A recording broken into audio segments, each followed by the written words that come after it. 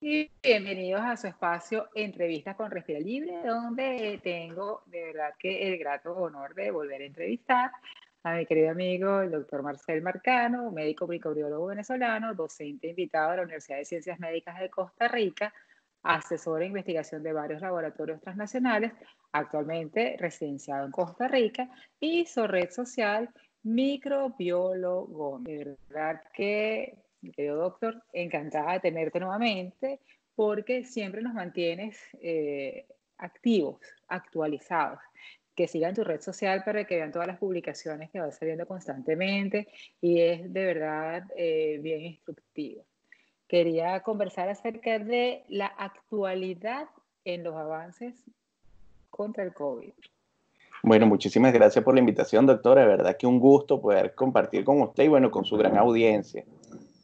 Pues bueno, teníamos como 3 meses que no habíamos conversado, pensamos que las cosas estarían un poco mejor a estas alturas, pero bueno, muchos países estamos ahorita enfrentando la segunda oleada, el segundo pico de casos. Mucha gente cree que se acaba con 2 picos, pero bueno, sabemos que probablemente esto nos acompañe más allá del final de este año. Entonces, hay que estar preparados más que para intentar sobrellevar esto, para convivir con el virus, de igual forma como lo hemos hecho ya con los virus de la influenza, y bueno, entender que la prevención está en nuestras manos.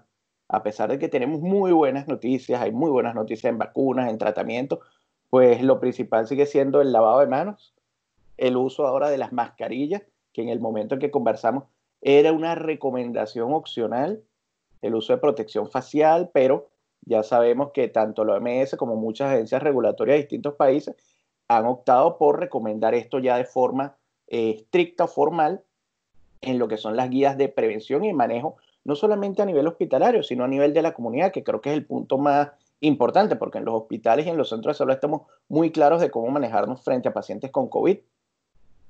Sí, definitivamente la intención de volver a conversar y de mantenernos conversando contigo, mi querido doctor, es que tú manejas información muy actualizada y, bueno, nos puedes ir llevando sobre todo a pues, la audiencia de este programa, que tanto son médicos como personas de la comunidad. Entonces, con respecto a eso, dijiste algo bien interesante. Tenemos que aprender a convivir con esto, porque no es que sea un segundo pico, pueden ir 3, 4, 5, y quién sabe, hasta que la vacuna nos llegue a todos. Eh, Hubo mucha alegría cuando, por ejemplo, AstraZeneca dijo, bueno, ya tenemos, ya tenemos la vacuna, Moderna, ya tenemos vamos para la tercera prueba, pero Exactamente, definitivamente la OMS dijo algo muy cierto, pues para que eso llegue a todo el mundo será para el 2021. Entonces, correcto. danos tu visión, por favor. Bueno, a ver, de las 126 vacunas que están ahorita en estudio, bueno, estamos muy Ujú. enfocados en los 3 o 4 frontrunners que tenemos ahorita, y usted mencionó dos de los que están más en boga, que son Astra, o sea, con la vacuna en conjunto con la Universidad de Oxford, y la Ujú. vacuna de Moderna, que son dos Ujú. vacunas con dos tecnologías totalmente nuevas, o sea, no tenemos vacunas previas ni con tecnología de RNA mensajero, que es la vacuna Moderna, ni tenemos vacunas adenovirales efectivas con vectores de adenovirus, como la que está desarrollando la Universidad de Oxford y AstraZeneca, a pesar de que los anteriores intentos de vacunas para coronavirus, tanto para SARS-CoV-1 como para MERS-CoV, eran Ujú. basados en esta tecnología de adenovirus. Sin embargo, quedaron en fase 2, no llegaron a empezar, en el caso del Ujú. MERS-CoV, porque se controló, en ese momento se autolimitó, en ese caso la epidemia, ¿no? Porque afortunadamente no llegó a pandemia. Pero bueno, ahí el tema es bien importante con la parte de las vacunas, porque muy bien lo acaba de mencionar. El tema es que un laboratorio o cualquier institución se comprometa a facilitarle 2 billones, o sea, 2.000 millones de dosis, ¿okay? En un año, cuando tenemos 7 billones de habitantes en el globo, deberíamos estar hablando de que entre un 60 y un 70% deberían de tener inmunidad para poder hablar de esa famosa inmunidad de rebaño, donde si muchos hemos tenido la infección o tenemos protección, bien sea natural, por haber sufrido la infección o por los anticuerpos generados por la vacuna, los que estén cerca de nosotros que no estén vacunados, el virus no les va a llegar fácilmente. Por eso se habla de esa inmunidad de manada o de rebaño. Sin embargo, ¿qué sucede?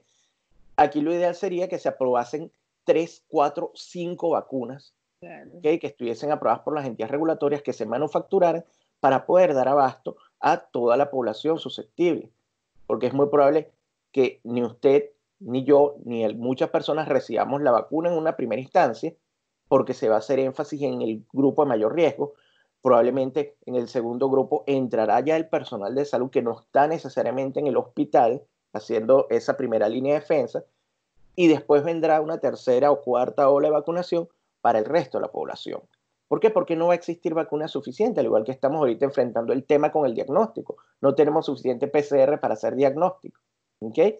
Entonces estamos yendo muy al diagnóstico ahorita por un nexo epidemiológico, a las altas clínicas después de cumplir el periodo de síntomas de la enfermedad.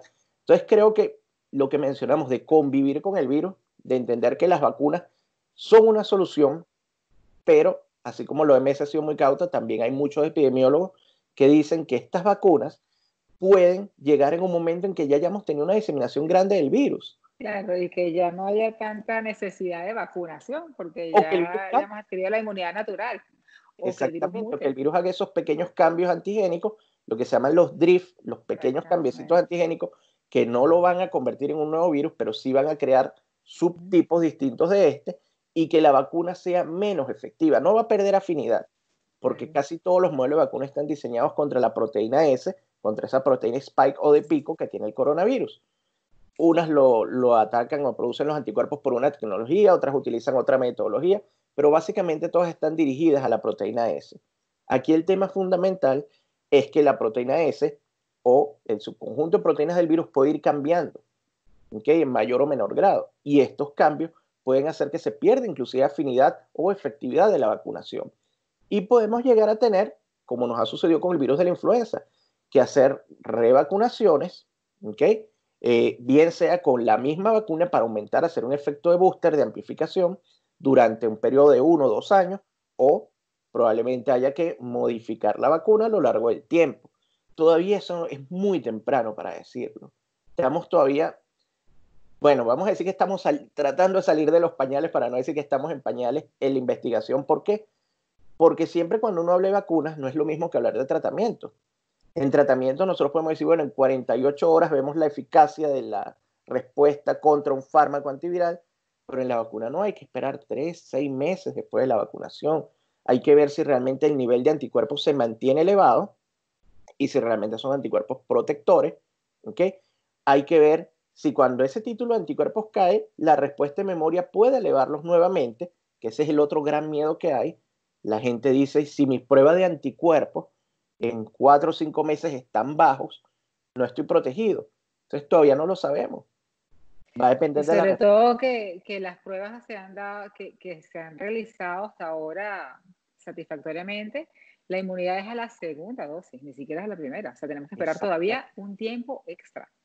Exactamente, y es lo que ha sucedido mucho.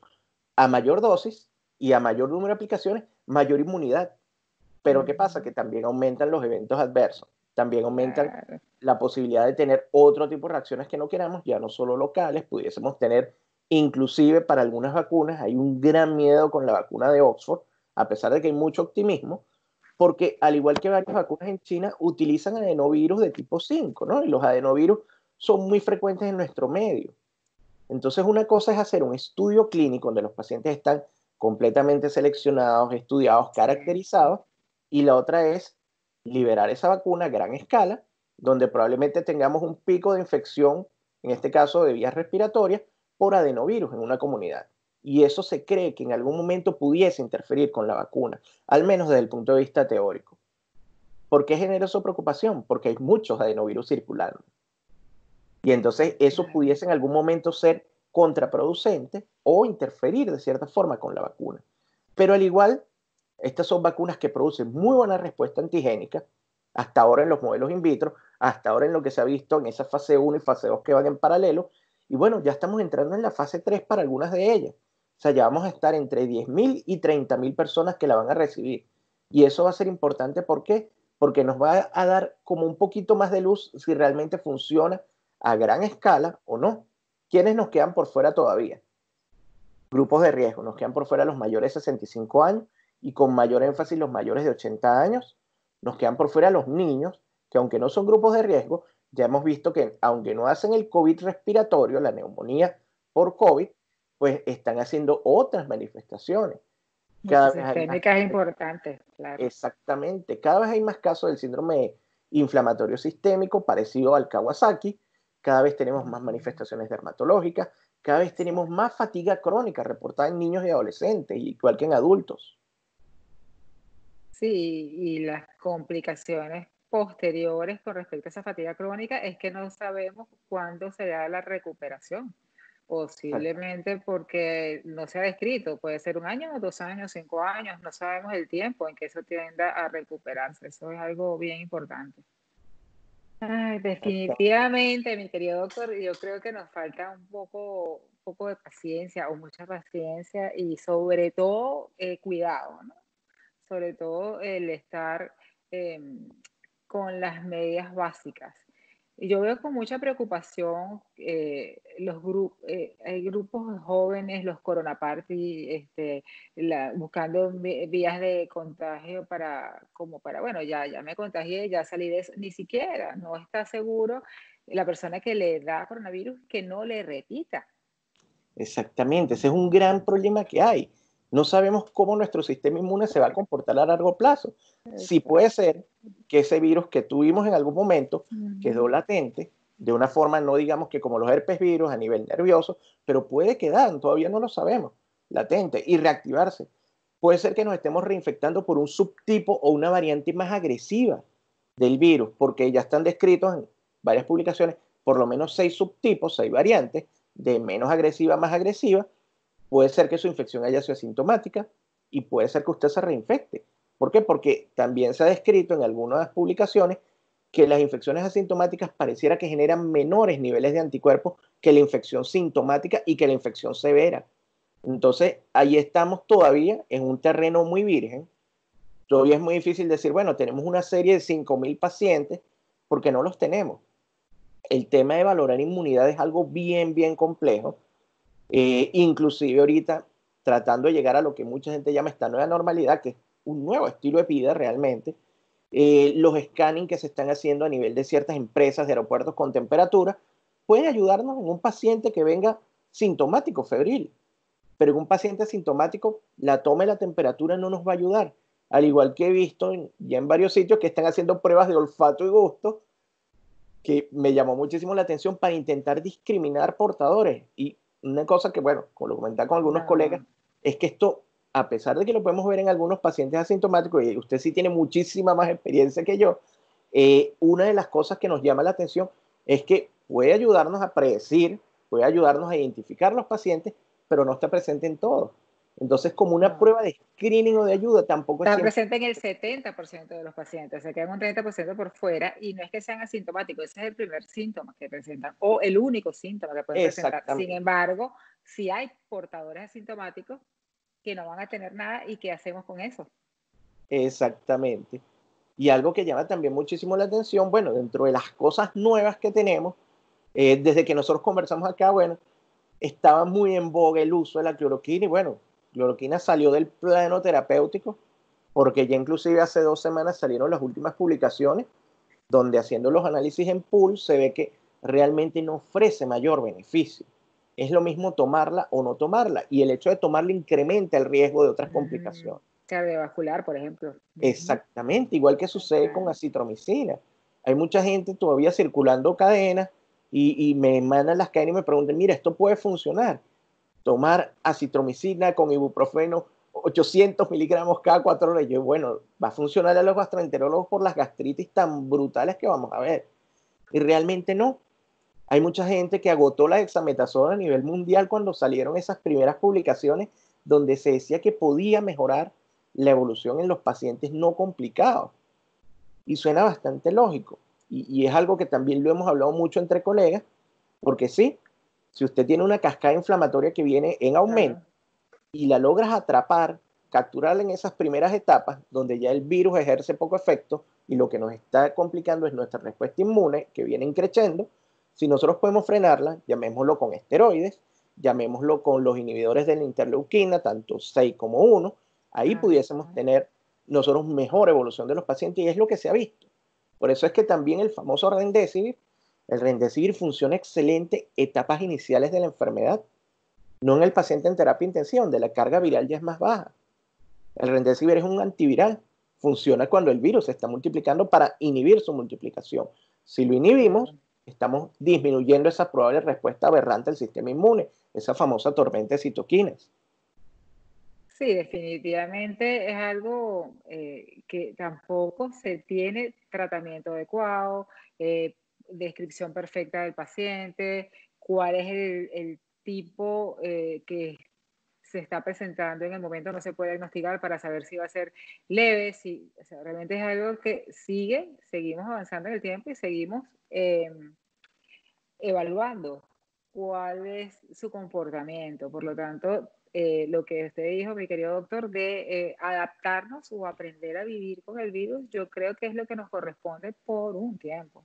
Sí, sí, totalmente de acuerdo. Y básicamente una de las cosas en las que todavía estamos haciendo mucho énfasis es en la parte de educar a la comunidad médica y a los pacientes.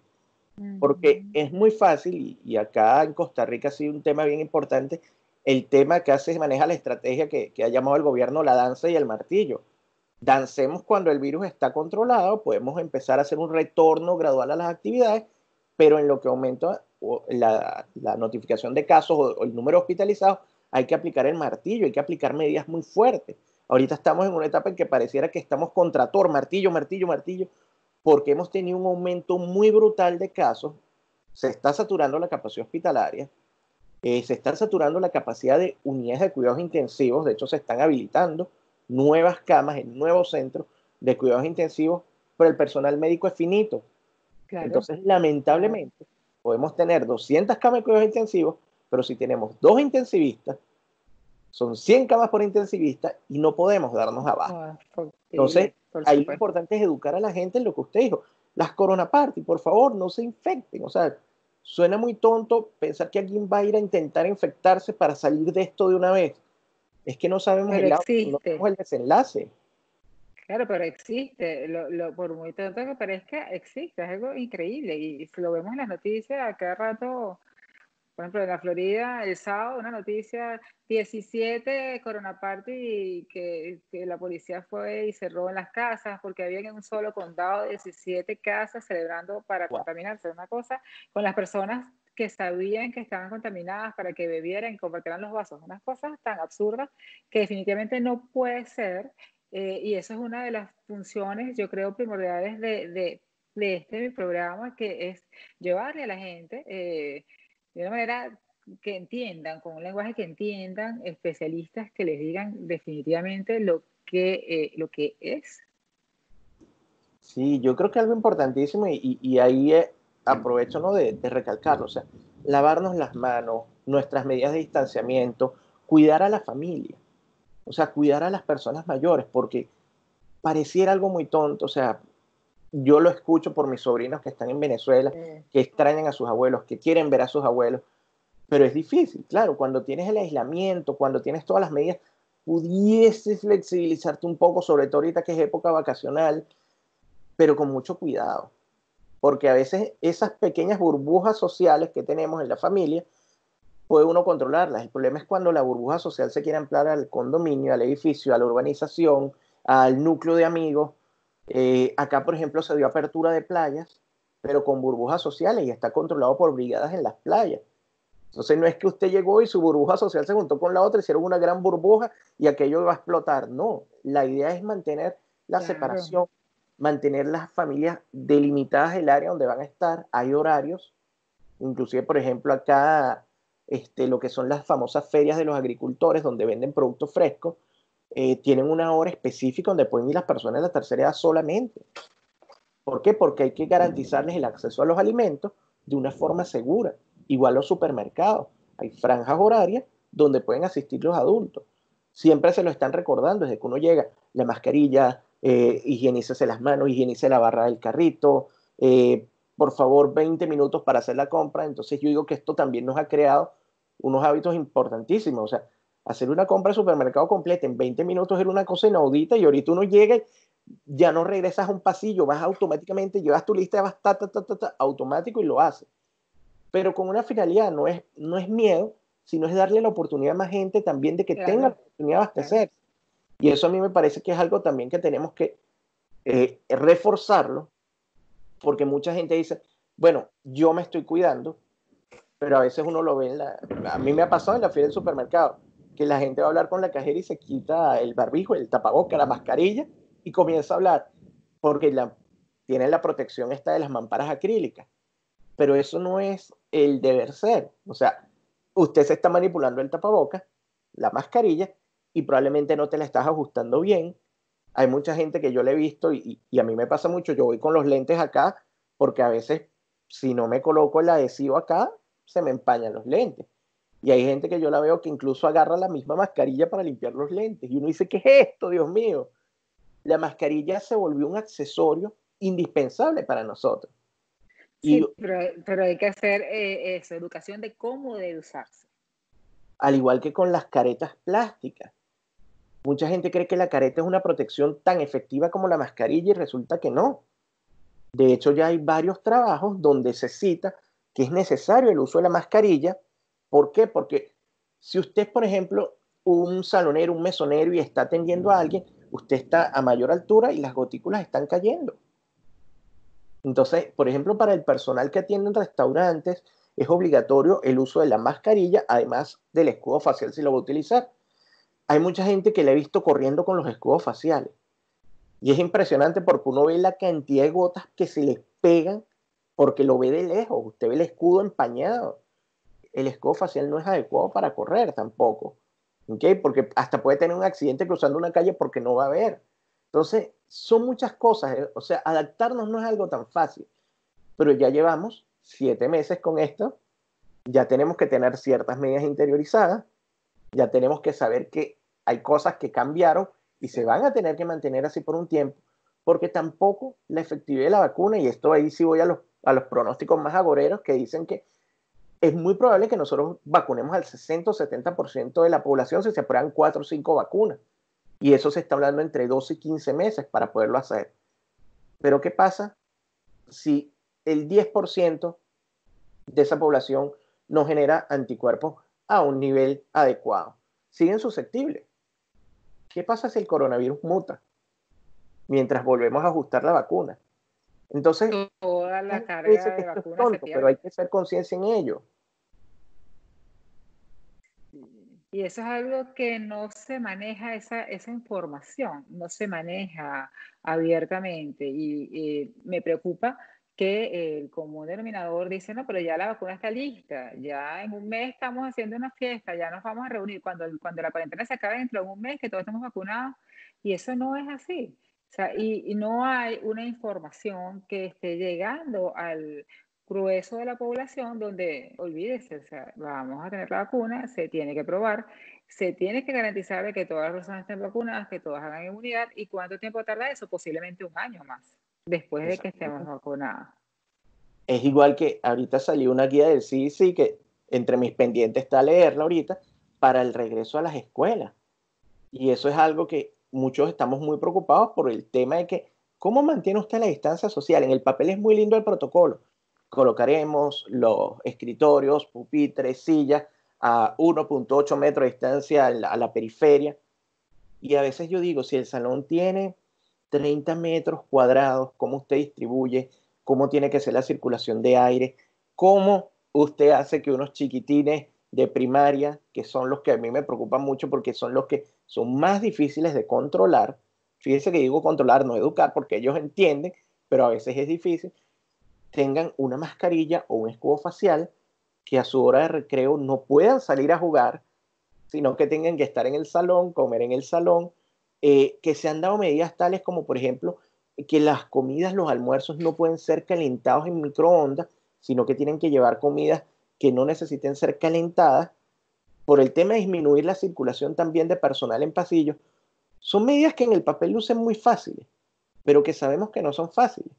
Volver a un transporte escolar, volver a entender que esos niños, el aforo de los salones no va a ser, y quizás sea menor incluso a la tercera parte de lo que estaban, que van a ir a clases escalonados. Eso preocupa mucho y realmente es un tema que creo que ahí vamos a ir aprendiendo y lamentablemente es muy probable que sea así por ensayo y error, porque a pesar de que tengamos todas las medidas, si hay un niño con una alta carga viral, va a contagiar al resto de los amiguitos. Por Es lo más supuesto. probable. Que la mayoría serán asintomáticos, gracias a Dios. Pero el problema es que esos asintomáticos pueden enfermar a alguien en casa y esa sí va a ser sintomática. Entonces, todavía nos queda mucho coronavirus, digo, mucho tiempo por delante. Entonces, hay que adaptarnos a esto. Sí, y esa rutina para poder estudiar, para poder hacer la recreación, para sencillamente comer y compartir con el resto de la familia, cambió, cambió y hay que aceptarlo y adaptarse. No existe, vuelvo y le repito, mi querido doctor, la preocupación de que yo continuamente oigo, cuando esto se acabe ya, ¿cuánto nos queda, Sahitza? 2, 3 meses, ¿cuál es tu opinión?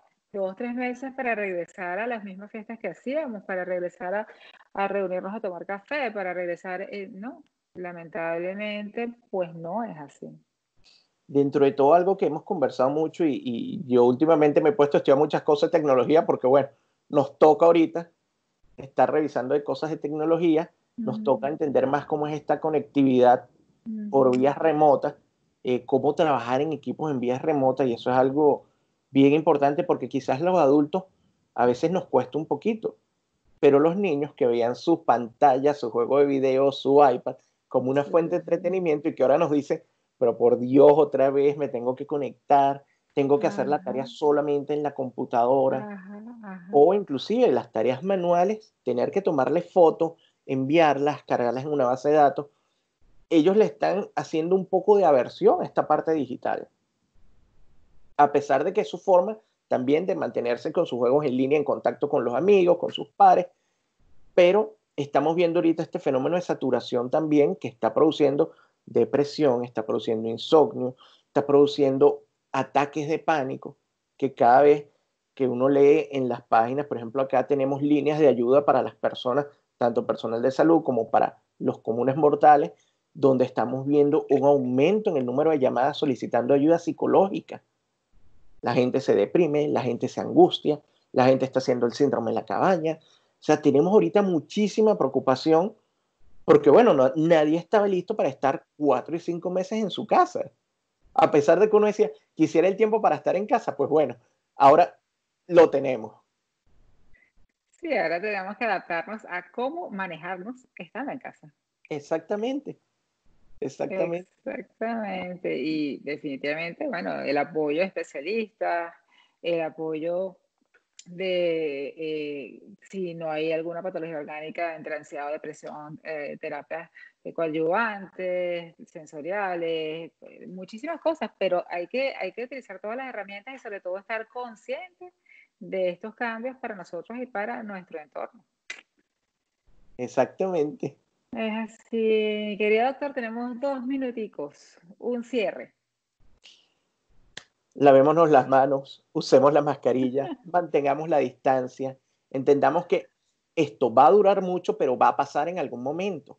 Pero es muy probable que parte de la duración de esto nosotros podamos acortarla tomando cada quien sus medidas individuales, protegiendo ese núcleo familiar. Si todos los núcleos familiares nos protegemos, la comunidad está protegida. Y entender que la vacuna va a ayudar, pero no necesariamente va a ser una solución mágica, va a ser esa píldora que esperábamos que va a quitar al coronavirus del mundo y listo. Hay que seguir manteniendo todas esas medidas y bueno, buscando la mayor cantidad de información porque esto cambia muy rápido. Definitivamente es así. Bueno, seguimos en contacto, seguiremos buscando las actualizaciones, seguiremos difundiendo la información a la comunidad y a cuidarnos, mi querido doctor. Así es, así es. De verdad, muchísimas gracias por la oportunidad. No, seguimos encantada y honrada de haberlo tenido. Hasta un próximo encuentro. Con mucho gusto. Bye. Bye.